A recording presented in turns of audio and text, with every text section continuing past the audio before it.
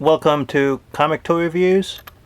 This is a Build-A-Figure review of Giant Man, part of the Marvel Legends Toy Biz exclusive Walmart wave. Giant Man was one of the last big, huge size Build-A-Figures that Toy Biz made.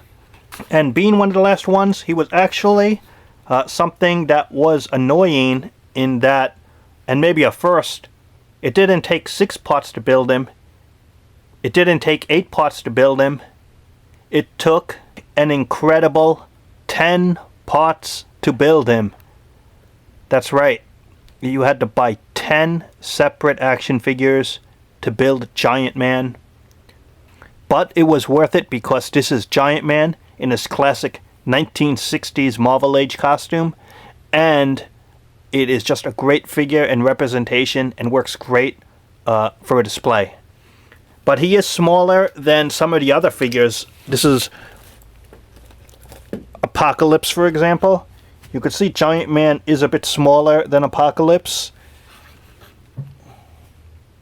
And if you put a regular Marvel Legend next to Giant Man, you could see how Giant Man is much bigger than a regular Marvel Legend.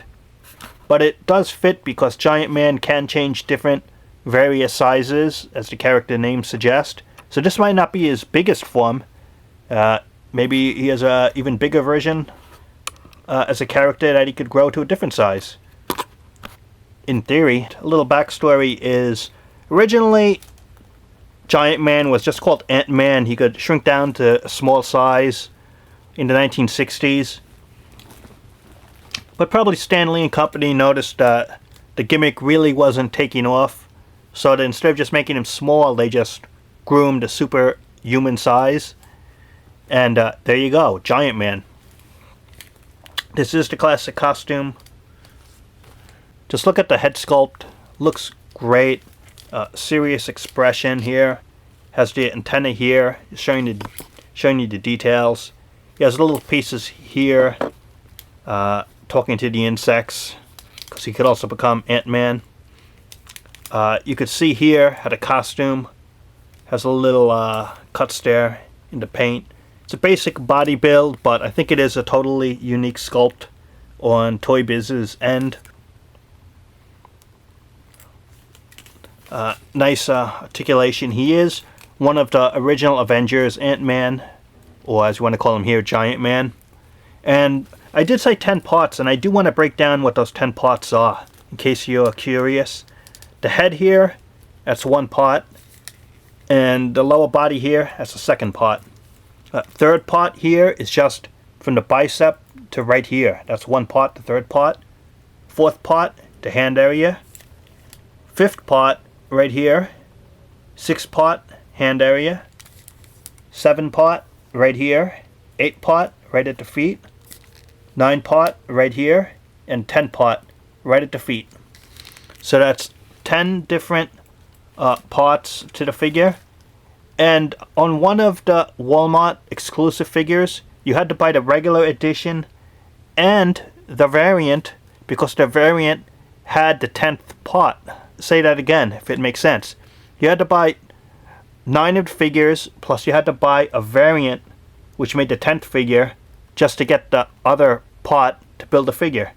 Which might be a first that I could remember, that the Build-A-Figure required the variant version of the same character just to complete the Build-A-Figure.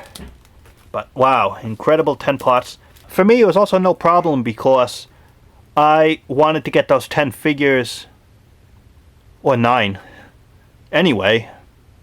So I was going to buy those figures regardless. And since it was a Walmart thing, I remember ordering it back then online. So that was the only way I could find it. I never saw it in the store. Let's get on with the review. Up, head, side to side. Pretty stiff there, but works. This body, just like a normal figure, has that upper ebb type of crunch right here. Adds some more styling to a figure. The upper arms, up and down, in and out. Upper bicep Does have the double articulation at the elbows. Right here at the glove area for the wrist. 4 fingers. Each of the 4 fingers have a different articulation point, and the wrist goes in and out. Same thing here. 4 fingers, each one a different articulation point, and the wrist can go in and out. Upper body, nice good movement there. Side to side here. Does have the ball jointed hips, but it's pretty stiff on this one. It's in and out, up and down, but it is the same basic ball joints for a figure. And the upper thigh cuts here. It has double knees right here, an articulation point, and up and down at the boot area and the tips of the toes. Some of the articulation, especially on this one, I don't know why, but the lower part, like this leg, it's pretty weak on the articulation point and makes it kind of hard to stand on a display. So when I have the figure, I usually have him leaning back, or I might have the figure kneeled over or something. Some of the articulation just seemed pretty weak on the figure. I really doubt Giant Man will get a second release, at least this version of the character, or one that looks this good in quality for a Marvel Legend. So this is probably the only way to track it down, is the secondary market. And even when I got the figure originally, because I ordered it, as I mentioned, it was a tough find to get and pretty expensive. I can imagine it now that it would probably be pretty expensive to get all 10 parts of the figure, which, if you check the description, I'll have the names of the parts you need and the figures it came with. But it will be quite a chore for anyone building Giant Man now to collect it. Probably for those who are really serious with Marvel Legends. If you don't have the character already, will get it. But it is a good figure and a classic Marvel character, and you could build a classic Avengers team with the character. And overall, it is my favorite Giant Man costume for the character, so it was a great figure to get. Has some issues, namely the fact that you got to get 10 parts, and 1 part's the variant, and some of the articulation might be loose, but it's a great item for display. Thanks for watching, and talk to you later.